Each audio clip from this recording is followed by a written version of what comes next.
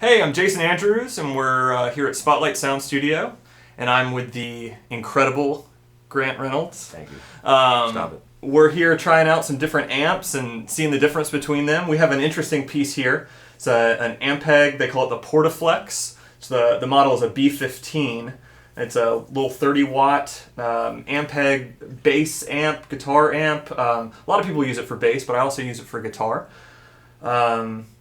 Interesting tube setup. Right. What are the preamp tubes? They're 6SL7. Yeah. I've never heard of a 6SL7. And then it's got two 6L6s in Right. it, which that's kind of normal. Yeah. Little 2-channel amp, 30 watts. It's got 115, and you can flip this thing over. And it's got a handle to protect the head. It's kind of a weird... Compacts well for travel. It does.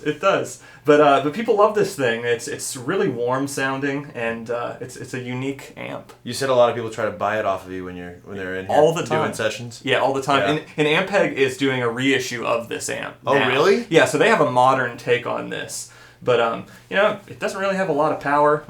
You can't really play with a band with it, I don't think. But it's great for the studio. No, I mean 30 watts. 30 watts is 30 watts, but I think the application for this, at least from what I've heard of it, is a great studio amp.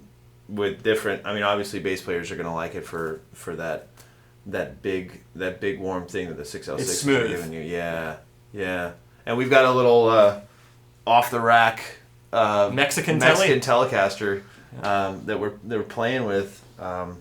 I like it. It's cool. I think you could really get some cool stuff, especially if you add, maybe some compression, some chorus, something, behind it. I think in the post-production world, Sure. I think you could really have some cool stuff happening with this thing. You want to play something Yeah, for we'll us? do a little spanky stuff.